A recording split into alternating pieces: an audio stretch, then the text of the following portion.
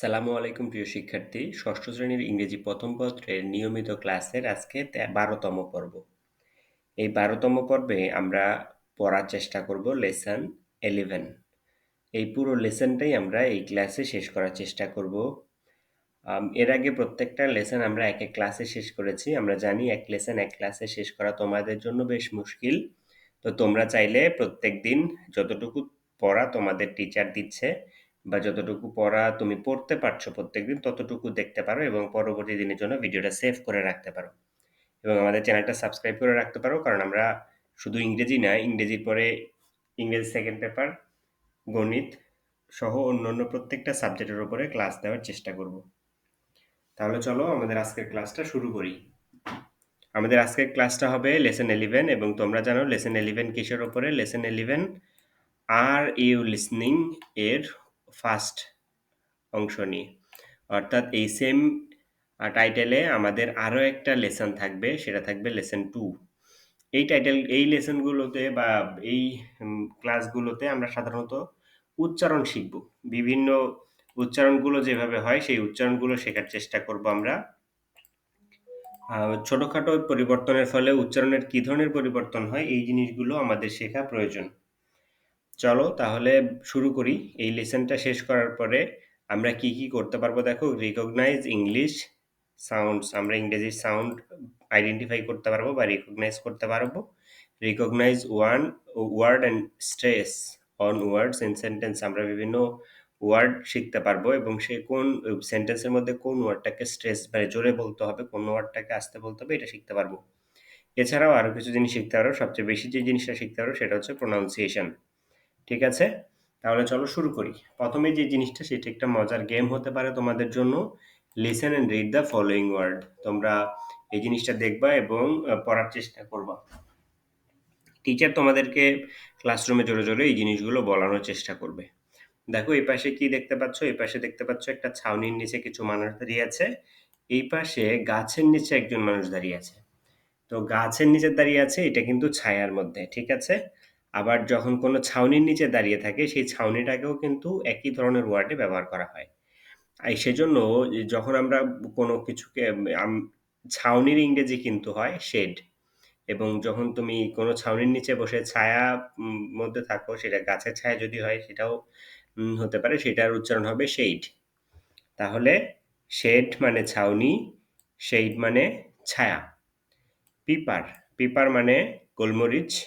এখানে অনেকটা টমেটোর মতো দেখাচ্ছে। পিপার মানে মরিচও হয়, ঠিক আছে? পিপার মানে মরিচ বা গোলমরিচ। আর এখানে দেখো পেপার। তাহলে এটা হচ্ছে পিপার, এটা পেপার, এইটা শেড, এটা শেড। ঠিক আছে? এই ছোট ছোট একটু উচ্চারণের পরিবর্তন। আরেকবার দেখো, শেড, শেড, এবং এটা শেড। এটা পিপার, এটা পেপার। এটা টেস্ট, এটা টেস্ট। অনেকটা উচ্চারণ একই রকম, শুধুমাত্র বানান পরিবর্তন। টেস্ট মানে হচ্ছে পরীক্ষা নেওয়া বা টেস্ট নেওয়া, টেস্ট করা, এবং অন্য টেস্ট মানে হচ্ছে খাবারের স্বাদ গ্রহণ করা, স্বাদ। টেস্ট মানে হচ্ছে স্বাদ। ঠিক আছে? এখানে দেখো ওয়েট, ডাব্লিউইটি, ওয়েট মানে হচ্ছে ভেজা, কোনো কিছু পানিতে ভেজা। অন্যদিকে ওয়েট মানে হচ্ছে অপেক্ষা করা। তাহলে দুইটার বানানে যেমন পরিবর্তন আছে, উচ্চারণেও কিন্তু ছোটখাটো পরিবর্তন আছে। যেটা ভেজা সেটার উচ্চারণ কি হবে? Wait, wait, wait. এবং যেটা অপেক্ষা করা সেটার উচ্চারণ হবে ওয়েট, ওয়েট। অনেকটা শুনতে একই রকম মনে হলো, বাট এটার মধ্যে একটা উচ্চারণগত ডিফারেন্স আছে। তোমরা যখন নিজেরা জোরে জোরে উচ্চারণ করবা তখন বুঝবা। ভেজা যেটা সেটা হচ্ছে ওয়েট, এবং যেটা অপেক্ষা করা সেটা হচ্ছে ওয়েট। মানে একটা আয়ের একটা জোর আছে, আয়ের একটা স্ট্রেস আছে, বাট একটু কম। ঠিক আছে? দেখো এইটা বেশ মজার। পেন মানে কলম, এবং পেইন মানে হচ্ছে ব্যথা। Pen, pain, pen, pain. ঠিক আছে? পেন মানে কলম, পেইন মানে ব্যথা। আবারও বলি। এবার দেখো ম্যান, ম্যান মানে মানুষ। এটার উচ্চারণ হচ্ছে মেইন। ঠিক আছে? মেইন মানে হচ্ছে ঘাড়ের পশম, অর্থাৎ ঘোড়ার যে ঘাড়ের পশম সেটাকে বলা হয় মেইন। এভাবে তোমরা উচ্চারণগুলোর মধ্যে পার্থক্য বুঝতে পারবা। এই ধরনের ছোট, ছোট উচ্চারণগত পার্থক্য আমাদের ইংরেজি পড়ার সময় অনেক আসবে। সেগুলোকে কিন্তু আমাদের এইভাবেই মানে কেয়ারফুলি উচ্চারণ করতে হবে।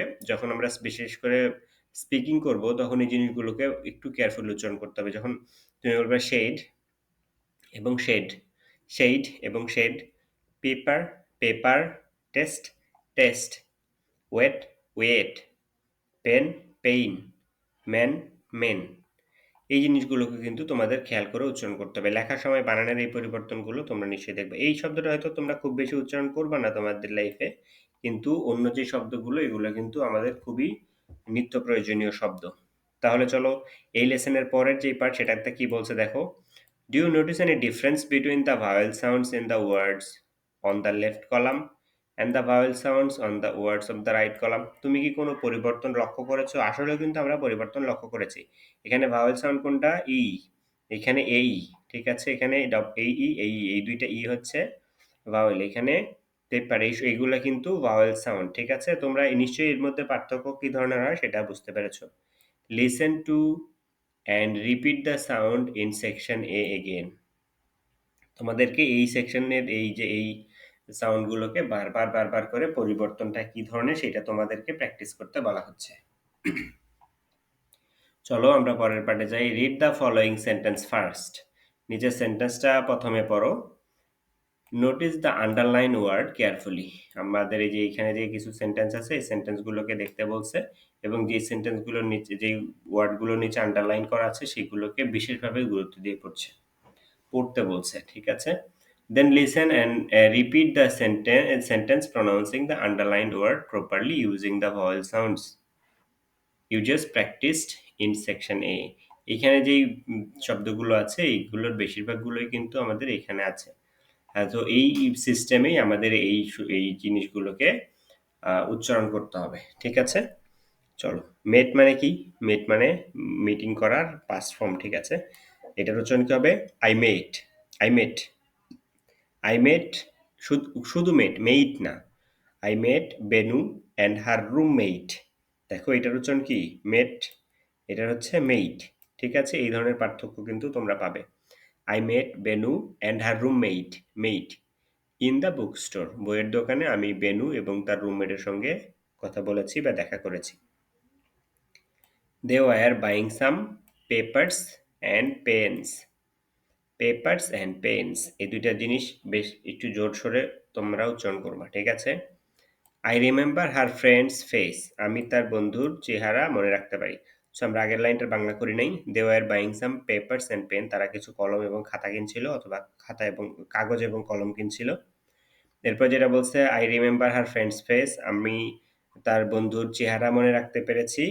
But I cannot remember her name. আমি তার নাম মনে রাখতে পারিনি। তো এখানে যে আন্ডারলাইন ওয়ার্ড সেটা হচ্ছে নেম। নেম, ঠিক আছে? Face, face, name, face. এই উচ্চারণগুলো কিন্তু তোমরা বারবার করবা। দেখো আবারও বলি ফেস এবং এখানে নেম, ঠিক আছে? এরপর দেখো ডি নাম্বারে কি বলছে? Letter letter I met them again the same day at the bus station.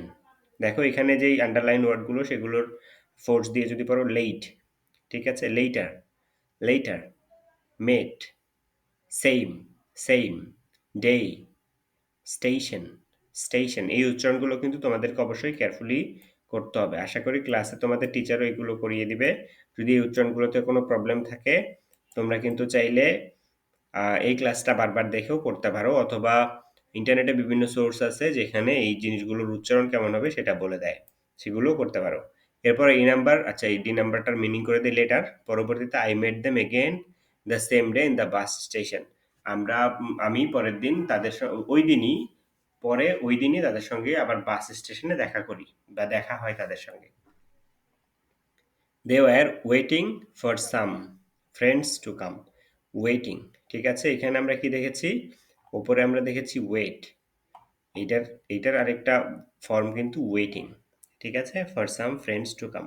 তারা অপেক্ষা করছিল তাদের কিছু বন্ধু আসবে সেজন্য। এর পরের পার্ট যেটা সেটাতে আমরা দেখতে পাচ্ছি এটা A3 practice saying the following words. এই নিচের ওয়ার্ডগুলোকে আমরা আবারও প্র্যাকটিস করব। সুতরাং এই পুরো লেসনটা কিন্তু কিসের উপরে হতে যাচ্ছে? পুরো লেসনটা হতে যাচ্ছে প্রোনাউন্সিয়েশন অর্থাৎ উচ্চারণ। কিসের প্রোনাউন্সিয়েশন? বিভিন্ন ভাওয়েল সাউন্ডের যে উচ্চারণগত পার্থক্য এইগুলো নিয়ে হচ্ছে, ঠিক আছে? দেখো এই পাশে কি আছে? ওয়েস্ট। ওয়েস্ট মানে কি? পশ্চিম। West, West. এবার এই পাশে দেখো ওয়েস্ট। একই ধরনের উচ্চারণ, প্রায় একই ধরনের, ওয়েস্ট। এটা হচ্ছে ওয়েস্ট, ওয়েস্ট। এই একই ধরনের উচ্চারণ, একটা হচ্ছে পশ্চিম, একটা কিন্তু ময়লা আবর্জনা, ঠিক আছে? বা নোংরা আবর্জনা।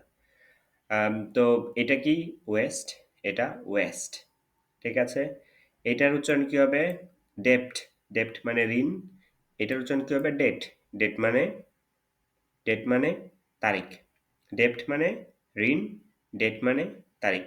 এরপর দেখো লেট, লেট, লেট। এই দুটার উচ্চারণে কিছুটা পার্থক্য আছে। লেট, লেট, ঠিক আছে? ডেপ্ট, ডেট, এই দুটোর মধ্যেও পার্থক্য ছিল। একটা ডিইবিটি, একটা ডিএটিই, ডেট। ডেপ্ট, ডেট, ঠিক আছে? আশা করি বুঝতে পারছো। এরপর দেখো গেট, গেট, গেট মানে পাওয়া, গেট, গেট, গেট মানে গেট বা দরজা, ঠিক আছে? এই পার্থক্যটাও নিশ্চয়ই বুঝতে পারছো। গেট, এটা ফার্স্ট শেষ হয়ে যাবে, অন্যটা গেট, এটা কিন্তু একটু লম্বা হবে, গেট, গেট। এরপর এর আগেরটাও কিন্তু একই ধরনের, এটা কিন্তু ছোট, ঠিক আছে? কিন্তু এটা কিন্তু বড় হয়, লেট। এটাও কিন্তু ছোট, ডেপ্ট। আর এটা কিন্তু বেশ একটু লম্বা টান হয়, ডেট, ঠিক আছে? এটা হয় কি? ওয়েস্ট, এটা ফাস্ট। এটা কি হয়? ওয়েস্ট। এটা একটু স্লো এবং লম্বা। এই জিনিসগুলো কিন্তু পার্থক্য। এটা দেখো টেল, টেল মানে বলা, একদম শর্ট, টেল। এটার মধ্যে একটু লম্বা করে টানার মতো একটা কোনো প্রোনাউন্সিয়েশন নেই। অন্যদিকে এইটার উচ্চারণ কি হবে? Tail, tail. এটা কিন্তু একটু লম্বা হবে মাঝখানে। এই দুইটা, এইটাই মূলত আমাদের পার্থক্য এই পুরো লেসনে। দেখো এখানে wet, wait, pen, pain, men, main. এই ধরনের পার্থক্য কিন্তু আমাদের পুরো এই প্যাসেজ জুড়ে, এই পার্থক্যগুলোকেই আমাদের আইডেন্টিফাই করার মেইন বিষয়। এখানে আমাদেরকে আইডেন্টিফাই করতে হবে। এরপর দেখো এরপরে কি বলছে? রিড দ্য ফলোয়িং সেন্টেন্সেস, নিচের সেন্টেন্সগুলো পড়ো। Add E to the underlined word in each sentence to make new word. এই যে আন্ডারলাইন করা এই এই যে জিনিসগুলো আছে, এই ওয়ার্ডগুলো আছে, এগুলোতে আমরা একটা করে ই যোগ করব, ঠিক আছে? করে এই একটা নতুন ওয়ার্ড তৈরি করব। Now fill in the blank in the sentence with the new word, one is done for you. প্রথমটা করে দেওয়া আছে। দেখো প্রথমটাতে কি আছে? Can you please buy me a new can. Can কি? এই ক্যান মানে কি? ক্যান মানে পারা। আর এখানে কি? ক্যান, ক্যান মানে ক্যান। তোমরা এর আগে দেখেছো কোকা কোলার যে ক্যান হয় সেটা। এরপরে দেখি, I dash to ask you but you, but can you buy me a hat too. আচ্ছা, আই, এইখানে একটা ই যোগ করলে কি হবে লাস্টে? আমরা যদি হ্যাটের পাশাপাশি পেছনে একটা ই যোগ করি, এটা হয়ে যাবে কি? হেইট। হেইট মানে ঘৃণা করা। তাহলে এখানে কি হবে? ঘৃণা, হেইট বসতে পারে। I hate to ask you, আমি তোমাকে জিজ্ঞেস করতে ঘৃণা করছি বা চাচ্ছি না জিজ্ঞেস করতে, বাট তারপরও করছি। Can you buy me a hat too, আমার জন্য কি একটা ক্যাপও কিনে আনবে? তো এখানে হ্যাটের পেছনে একটা ই যোগ করে দিলে কি হয়? হেইট, ঠিক আছে? Hat, hate. এখানে ক্যানের পেছনে ই যোগ করে কেইন, ঠিক আছে? Can, okay. এরপরে দেখো সি নাম্বারে, I lost both at the canteen. I lost both at the canteen, আমি সব দুইটাকেই ক্যান্টিনে হারিয়েছি। Where I dash lunch yesterday. তাহলে অ্যাটের পেছনে যদি আমরা ই যোগ করি তাহলে কি হবে? এটাও অ্যাটই হবে। অ্যাট মানে খেয়েছিলাম, ঠিক আছে? ইট অ্যাট, এটিই, অ্যাট। চলো আমরা এখানে লিখে দিয়ে বোঝাই, ঠিক আছে? আমার মনে হয় তাহলে বেটার হবে। এটিই, অ্যাট, এটা হবে এটার অ্যান্সার। এরপরে আমরা এই হ্যাট এর এই জায়গাটাতেও আমরা একটা শূন্যস্থান বসানোর চেষ্টা করি, হেট, ঠিক আছে? উপরেটা তো করেই দেওয়া আছে, আমরা পরেরটা ট্রাই করব, এরপরে পড়ে নিই। তাহলে এটার বাংলা কি হচ্ছে? I lost both at the canteen, আমি দুইটাকেই ক্যান্টিনে হারিয়েছি। Where I ate lunch yesterday, যেখানে আমি গতকালকে খাবার খেয়েছিলাম দুপুরের। Same, Sam, my friend was having lunch at the dash canteen. স্যামের পেছনে যদি ই যোগ করো তাহলে কি হয়? সেম হয়। স্যাম, সেম, ঠিক আছে? মাই ফ্রেন্ড, এটা কিন্তু একজনের নাম, স্যাম কিন্তু একজনের নাম। আমার বন্ধু স্যাম ওয়াজ হ্যাভিং লাঞ্চ, সেও খাচ্ছিল অ্যাট দ্য সেম রেস্টুরেন্ট। তাহলে আমরা এখানে একটা ই যোগ করব লাস্টে। ঠিক আছে, চলো।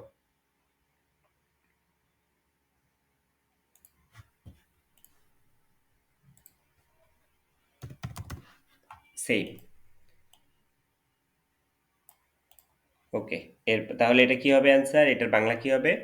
Sam my friend was having lunch at the same canteen. একই ক্যান্টিনে আমার বন্ধু স্যামও খাবার খাচ্ছিল।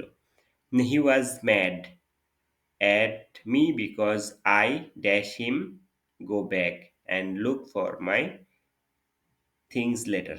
ওকে, হি ওয়াজ ম্যাড এর পেছনে যদি ই যোগ করে দিই তাহলে কি হবে? আই মেড, এমএডি, মেড, তাই কি না? একদম তাই। তাহলে এটা কি হবে? হি ওয়াজ ম্যাড অ্যাট মি, সে আমার উপরে পাগল হয়ে যায় বা রেগে যায়। I made him go back, কারণ আমি তাকে মানে ফিরে যেতে বাধ্য করেছিলাম। And look for my things letter, পরবর্তীতে আমার জিনিসগুলো খুঁজে পাওয়ার জন্য আমি তাকে যেতে বাধ্য করেছিলাম, যার কারণে সে আমার উপরে ম্যাড হয় বা রেগে যায়। তো এই হচ্ছে আমাদের যেই লেসন 11, এইটার পুরোপুরি। এইখানে মূলত আমাদের যেই লেসনের যে মূল উদ্দেশ্য সেটা ছিল হচ্ছে আমাদেরকে বিভিন্ন জিনিসের উচ্চারণ শেখানো।